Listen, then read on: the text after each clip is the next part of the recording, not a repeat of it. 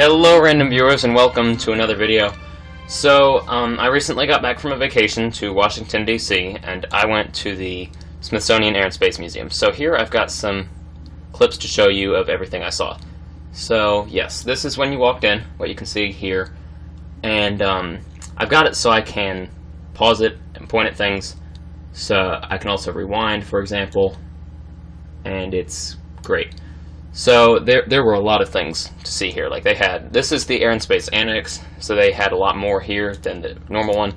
So what we've got a Corsair F4U right there, and then lots of other planes. You can actually see the Space Shuttle Discovery back there.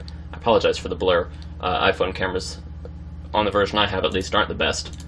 Then we've got a P-51 version, I think, or maybe something else.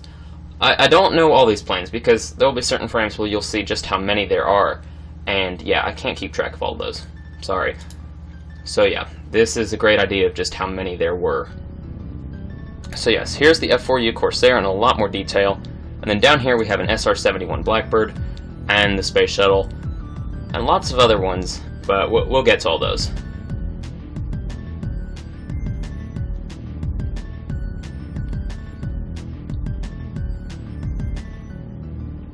So they had an observation tower, and here we were able to watch planes land at the Dulles Airport. So here is a Boeing 737 by Southwest Airlines making a landing, and I was able to record this from this observation deck.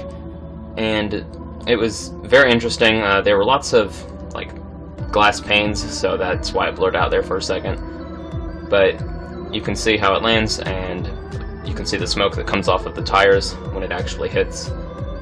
And it was just very interesting to watch all this, because you could see the whole attempt. There's the smoke I was talking about, there's the second one of the second tire, there's the third one for the nose gear as well.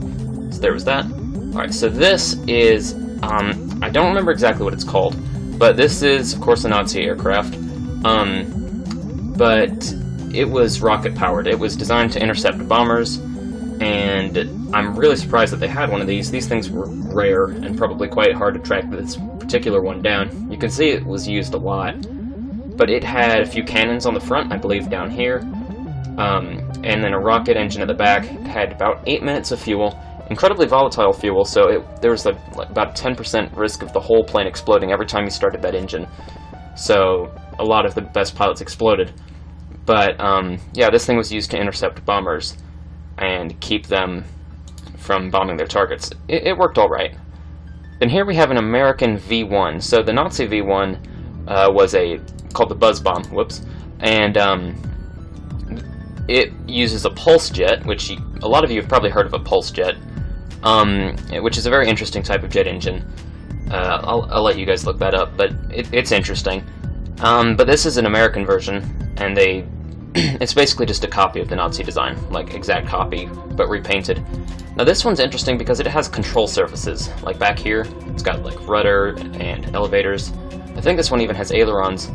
The Nazi versions did not have that. They were just guided by the amount of fuel you put in them and the angle of the ramp you launched them from. But yes, so this thing, I think they were testing guidance systems and things like that. So here's the Space Shuttle Discovery. You can see RCS jets right here. A lot of you who watch my Kerbal Space Program videos would recognize RCS jets. You can see all the thermal paneling. It's a little bit burned in places from the re-entry. More RCS jets at the back. Whoops. Gotta stop doing that. And yeah, then you can see these massive engines. A lot of people don't realize this, and it annoys me how few people realize this. It's fine if you don't, but people who use the space shuttle in movies and things, they should do enough research to know this, but they don't. These engines here, the space shuttle did not have a drop of fuel for them on board. So once it separates from that orange tank, these engines do not work. You cannot use them. The space shuttle only has fuel for these engines and its RCS jets once it detaches from that orange tank. The massive orange tank that you see, that the solid rocket booster is strapped to, that is the only fuel tank that has fuel for these engines. I'm sick of seeing movies where they've got these engines turned on without the orange tank, because that's not possible. It's just not how it works. Here we have a space telescope of some sort, and then down here we have the Pathfinder lander. If you've seen The Martian, that is the replica that they used back on Earth. And then, yes, there's a mobile quarantine chamber for when people got back from the moon. Then you can see the Space Shuttle Discovery again. Yeah, then they had all these probes. This was one of the first probes of the US. There's quite a few of these. Some kind of scanning satellite. Then here, it's a Saturn V guidance unit. This sat just below the lunar lander, and it helped guide the Saturn V as it flew. This right here is the actual Apollo 11 capsule. This is, you know, the first mission to the moon, Neil Armstrong, Buzz Aldrin, and I can't remember his first name, but Collins was his last name. They all went to the moon in this. Neil and Buzz landed. Collins had to sit in this thing, and yeah, he knew he'd be forgotten. Let's hope he isn't, because that's kind of sad. But no, he had to orbit around the moon while Neil and Buzz Aldrin landed on the moon. So this is the capsule that they returned in after the lunar module docked again and left it behind. So this is all that came back with the Saturn V. Over here we have some kind of, I can't remember the exact one, but it's an HO or Horton Brothers airplane. So it is a flying wing. So it has, the wings are actually like on the other side of this plane. I think we'll see those. But our modern stealth bombers that the US uses are based on this plane, which is very interesting that the design is still so viable even today, even though this thing is nearing 100 years old. So here we have a Catalina of some sort. It might not be a Catalina, but I'm pretty sure it is. And this particular one here was actually used to hunt down Japanese planes after the bombing of Pearl Harbor. So that's very interesting. I think a machine gunner sat there. Here we have the wings of the flying wing. Here are some more Nazi aircraft. Very interesting. This one was taken apart. I don't know why, since they've got all the other ones put together. You can see the engines over here. Alright, so here is a very iconic airplane. This is the Enola Gay. It is a B-29, and it is the very B-29 that dropped the very first atomic bomb on Hiroshima, Japan. So you can see that there. So yeah, you could argue that this is the plane that started the Cold War. So very interesting to see that. Right here we have a P-38 Lightning, another World War II aircraft. It was an earlier fighter, and then here it is from ground level. But yeah, it had 4 machine guns clustered around the nose, and then these 2 engines. Very heavy, but very redundant. Here we have the Mosquito, which was the first purpose-built stealth aircraft. And then lots of helicopters and things. Here we have a Huey, which was used a lot in the Vietnam War. I'm sure a lot of you have heard of that. I believe this is an F-14. It might be an F-15. Slightly more like I don't know very much about the modern fighters. This is a MiG-15, I believe. I don't know if it's a 15. Then of course we've got the SR-71 Blackbird again, this time up close. Here we have, you can see where the rocket plane was. Here we've got the engines of the SR-71. These things are crazy. The afterburners, I think those are the coils there. Alright, this is a particularly interesting airplane. This is the Oka, often called an Osaka by the US, but it was a flying bomb. Basically from this section right here forward, it was a bomb. Back here, you usually had rocket engines. This is a very rare version where you actually have a jet engine, but most of them used rocket engines, and it was a suicide plane. The pilot would sit here, and he would guide this bomb to its target. Very interesting. Here you've got some more Japanese aircraft. None of these are Zeros. I don't know these ones particularly well. Here we have some kind of German bomber during World War II. Again, I'm not super familiar with it. Then we've got lots of other airplanes. Here we have a P-47.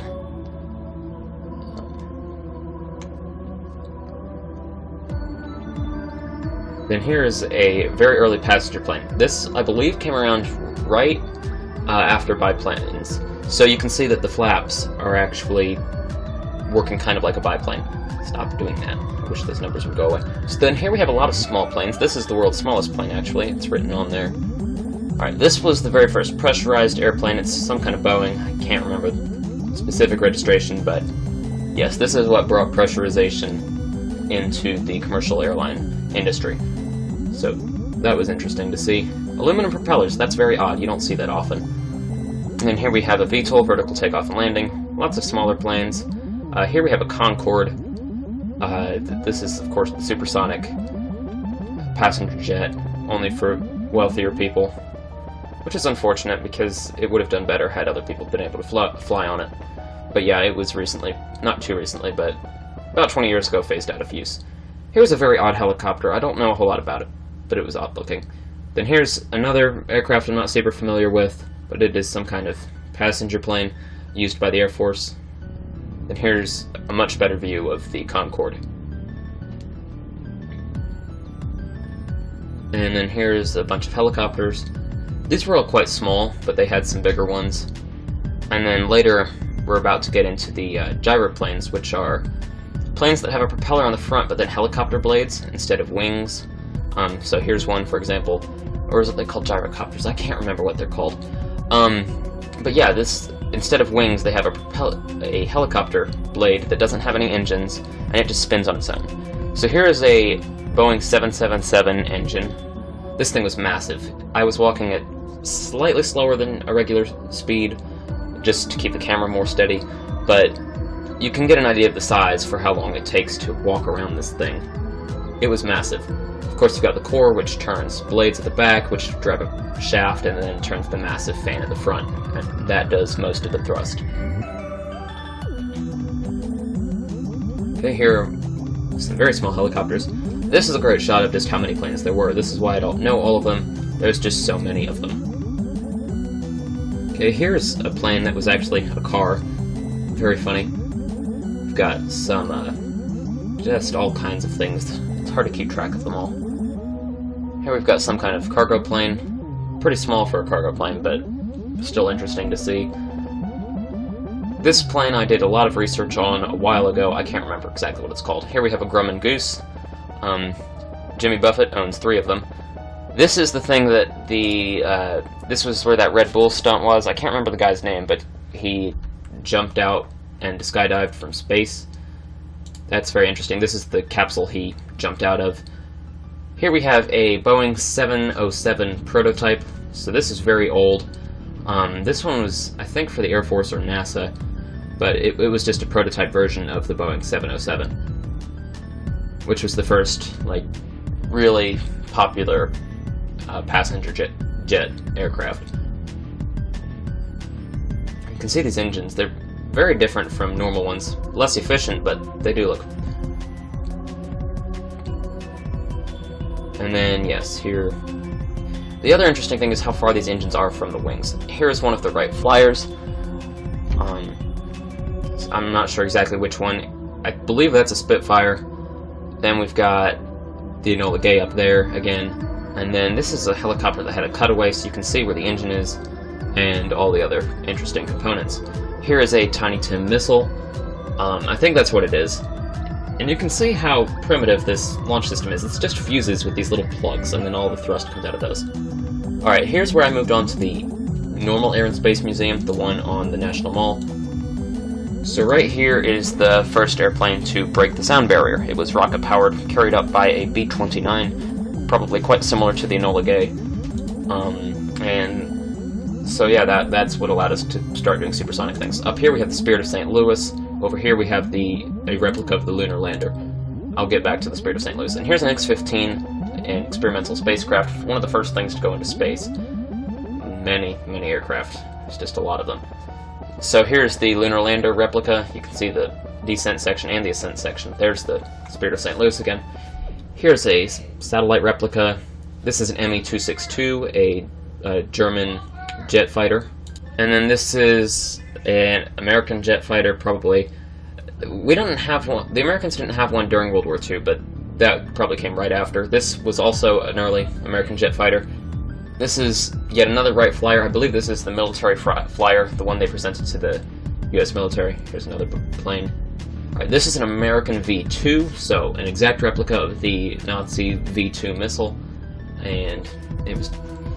You can see these little guidance units here. These little vanes would move, and it was a very early form of engine gimbal, which the space shuttle uses a lot to stay stable.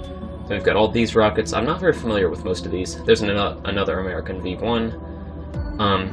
Then over here we have the Apollo-Soyuz station, first space station, well, technically classified as a space station. Over there was a Hubble Space Telescope replica. So as you can see, yeah, this is where a Soyuz and Apollo spacecraft docked together. Here's an early space shuttle concept. It's a lifting body, so no wings. It was not used, of course. More of these rockets. Then here we have a Skylab, which replica. Here's a space shuttle solid rocket booster cutaway, and then here's an actual space shuttle engine. So you can see all the components that are in it. Discovery only has the bell visible. All the space shuttles, really. All these components are buried. Here you've got the fuel pumps. You can imagine how much fuel those pump. And then this was to show you just the size of the Saturn V. To cut down on space, they actually had mirrors along top and bottom. So they had one full engine replica, then 1 1/4. And when you looked at the mirrors, you'd get an idea of the full size. So here is some kind of, I believe it's a Douglas skyrocket. Not very familiar with those. This is the original Wright Flyer. This is the one that did the very first manned flight. Here's the X-15 again, another American jet, early, and then there's the Spirit of St. Louis. Here's another early plane. It was around the same time as the Wright brothers. Not very familiar with that one. Biplanes from World War I. There are a lot of those. Here's one of Amelia Earhart's planes. She set a lot of records in that one. And there's something you don't see often, where you've got the 2 pontoons instead of 3, like was typical of planes of that era. Here is the Spirit of St. Louis. So this was the first plane to fly across the Atlantic Ocean without any stops or anything. And a lot of people don't realize it did not have... See this window on this door? There's another window on the other door, but that's all the windows the thing had. None on the back, none on the front. He had to see with a periscope. And the reason for that is the engine and fuel tanks were kept in front of the pilot. I think it was Charles Lindbergh. Yes, he's the one who flew that. So yes, he had to land using a periscope. That would have been terrible. Then you've got a Voyager replica. You can see the arm. Here's a Curiosity replica. All kinds of other space things. And this is another one of those planes that has 3 engines. Another passenger plane. Not very familiar with that. Here's the DC-3. The DC-3 is actually the most popular airplane ever produced as of making this video. Pretty soon, the Boeing 737 is going to overtake that, but for now, the DC-3 was the most popular plane. That was a pedal-powered plane back there, which is kind of funny. And this is a Zero. And then we've got another Spitfire right here, and then we've got a B-17 painting. 2 P-51s of different versions. I actually had one of these fly over my work when I was getting out of my car, which was very interesting seeing. This is an what was it? Bf-109. So one of the most dreaded German fighters. And then, yeah, this is about it. Just a few more planes. So, thank you so much for watching. Please do like, comment, and subscribe. And I hope to see you next video, and I hope you all have a very nice day.